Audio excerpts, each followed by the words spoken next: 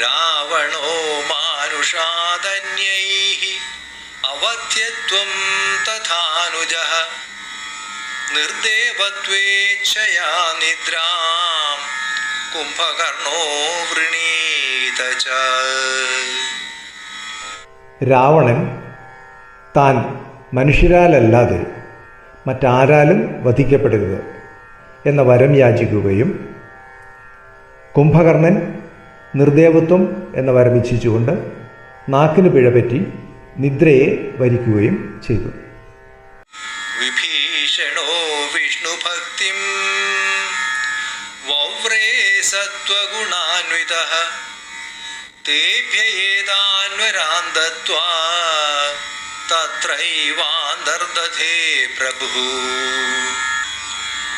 സത്വഗുണമുള്ളവനായ വിഭീഷണനാകട്ടെ വിഷ്ണുഭക്തിയെ വരിക്കുകയും ചെയ്തു.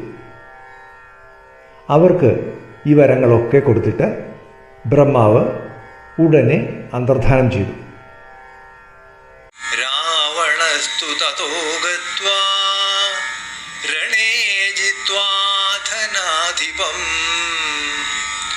ലങ്കാപുരീം പുഷ്പകം ച ഹൃത്വാ തത്രാവസത് സുഖം. അനന്തരം രാവണൻ ധനാധിപനായ കുബേരനെ യുദ്ധത്തിൽ ജയിച്ച് ലങ്കാപുരിയെയും പുഷ്പക വിമാനം തന്നെയും അപഹരിച്ചിട്ട് അവിടെ, അതായത് ലങ്കയിൽ, സുഖമായി താമസിച്ചു.